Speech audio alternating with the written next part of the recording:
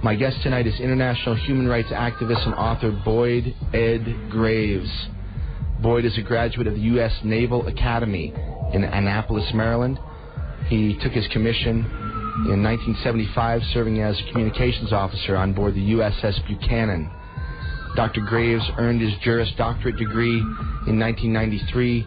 He specializes in the Americans with Disabilities Act and works with both private and public agencies to ensure compliance with that law. In 1992, Dr. Graves began his research on the global AIDS pandemic in earnest. His research led him to the United States Special Virus Cancer Program and irrefutable evidence of the laboratory creation of HIV. Dr. Graves' civil rights and AIDS activism has received critical acclaim from around the world. Today, he currently resides in Southern California, where he continues this important work. He was on the program in August of last year, and it's a pleasure and an accomplishment to say welcome back and hello to the Wizard of AIDS, Boyd Ed Graves. Hello, Boyd. Good evening, Mike. How are you, my friend? We are on the planet. Thank you very much. Thank you very much for being back on the program.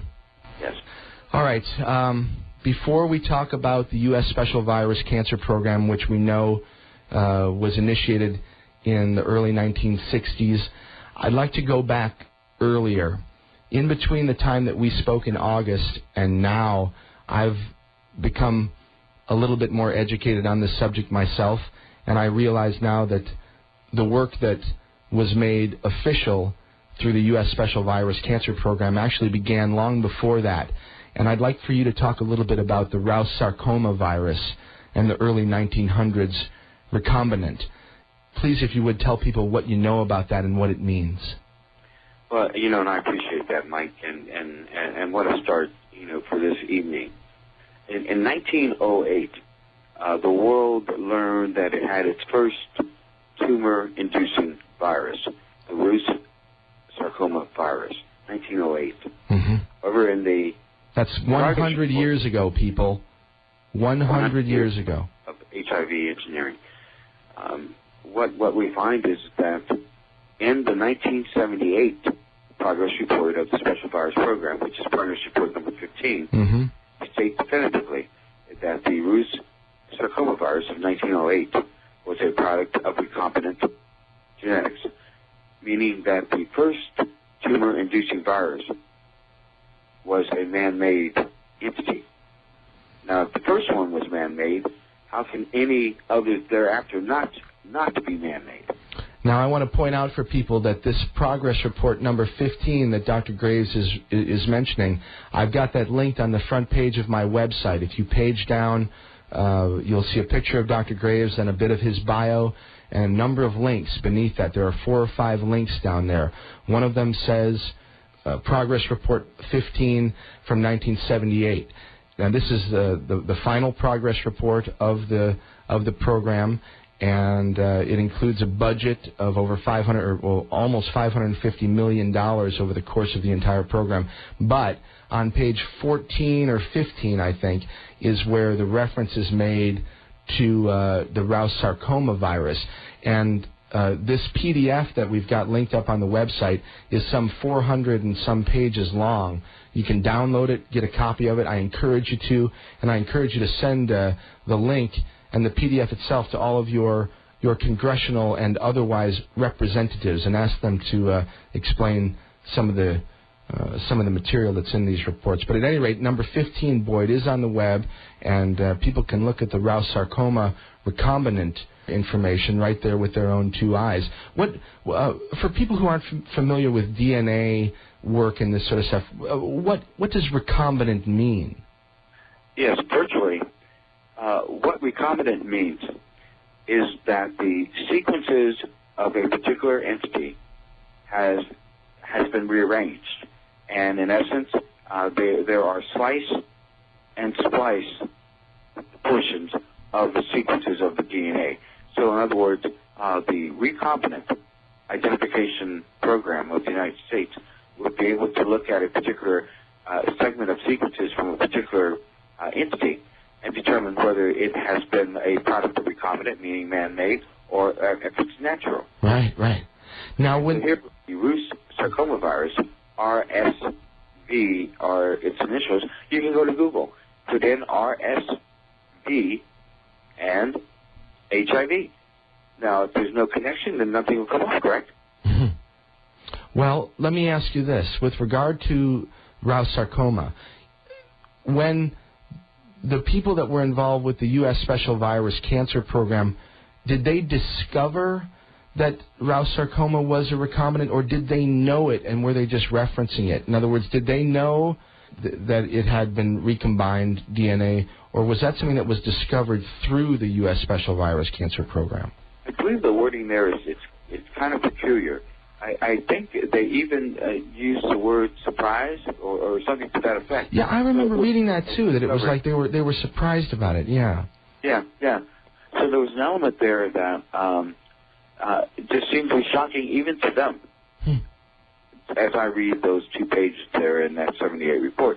But this is serious business, because what it does, Mike, it gives us a foothold in time and space. 1908. We can put a clamp there, a concrete marker. We have a foothold back in time.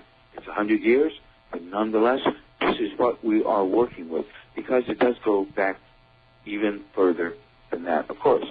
But nonetheless, you see that our government had an ability to recombine genes as early as the early 1900s. It is a technique, a science technique, that they did not believe that we had the capability of, even in the late 70s. But yet, 1908, the first tumor-inducing virus was man-made. And again, this is an official U.S. government document that states this, and I've seen it with my own eyes, and as I've said, it's been scanned and it's up on the web for all of you to look at yourselves. And there are 14 other progress reports from the 14 preceding years, and they all have interesting information in them. So we're going to continue to talk about that with Dr. Graves for the next couple hours here. Okay, so Rous sarcoma, early 1900s, a recombinant genetic pattern, a man-made tumor-inducing virus in the early 1900s. Do we know who made that one? Well, the author, Francis Peyton, R-O-U-S, Francis Peyton Rous, R-O-U-S, but, how all of that came about, we're uncertain. Mike, we do know that in 1902, the Cold Springs Harbor Laboratory got underway. That's the Rockefeller Eugenics Biological Laboratory Program. In 1904, there was the Station for Experimental Evolution. These programs have never really had any investigative review of any kind. But it is clear there were things occurring around the turn of the 20th century that you and I, as common Americans, had no idea as to the depth and ability our government has in this practice of recombining genes, both animal and human, for the purposes of making agents for which no natural immunity could have been acquired. Yeah. And you see that again, too, with the Indians, that we gave them smallpox blankets because we knew that they did not have any acquired immunity. Right. It is the same thing, again, with respect to HIV and AIDS. Right. Okay. All right. Let's move forward in time to Congress and House Bill 15090.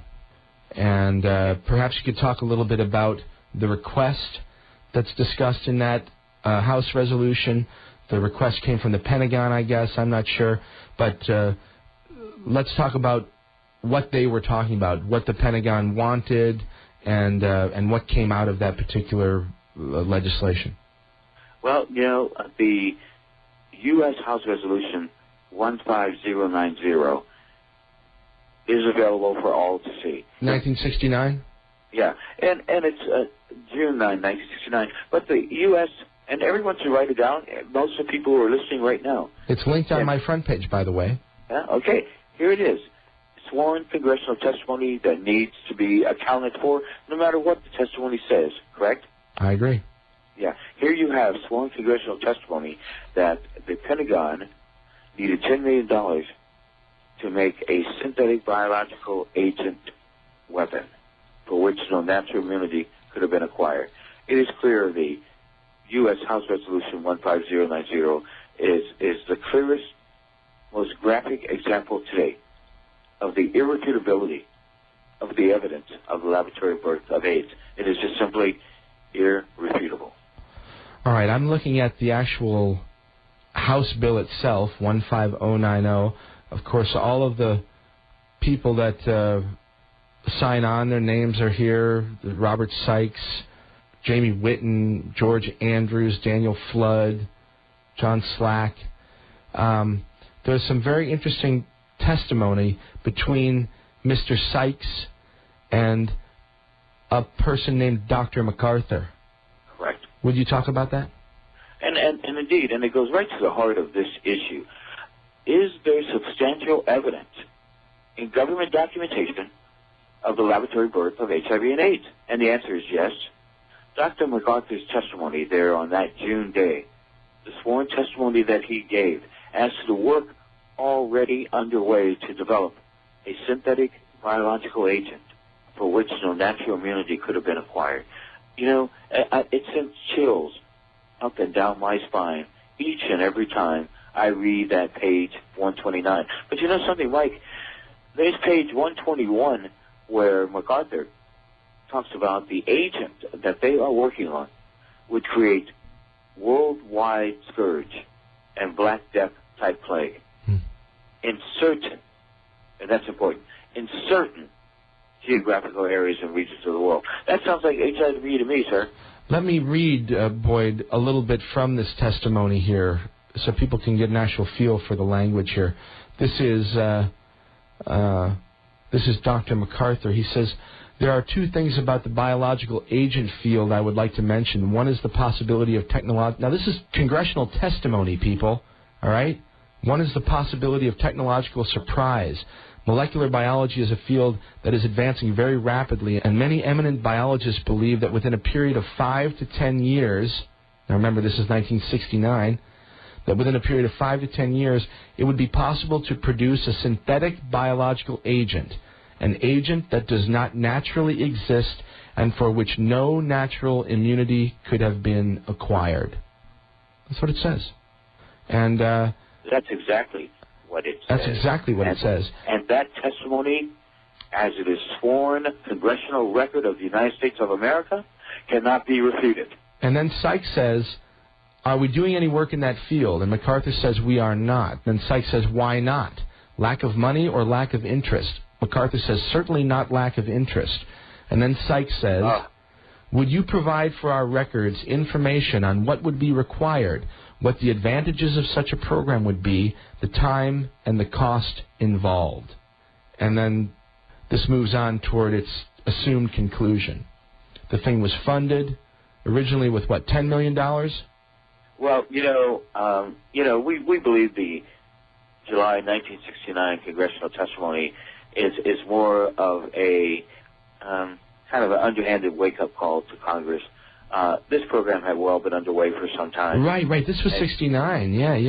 Yeah, and you and I both know that. Mm-hmm. What we see here, and people need to write this down, because on April 4 through April 5, 1969, there was a conference at Fort Detrick. Many of the world's scientists picketed the conference, but the conference was called Entry and Control of Foreign Nucleic Acid. Entry and Control of Foreign Nucleic Acid. What they were essentially and saying in April of 1969 that they had a means of controlling HIV. That's April 1969. Look at the events from a timeline perspective, Mike, because what you see in July 69, and anyone could go, most of the people who are listening are online, is in July 69, July 18, 1969, President Richard Nixon sent a special memo to the Congress on overpopulation. And basically what he says in there is not pretty, but anyone can Google July 18, 1969, Nixon's memo to Congress on overpopulation. So all these things are there. If we stick our head in the sand, only then can we make these other arguments that HIV doesn't cause AIDS or HIV doesn't exist and all those other kinds of things. But here we have a federal virus development program that preceded HIV and AIDS, and the people, Mike, want that program reviewed. We have that right as a constitutional matter without question.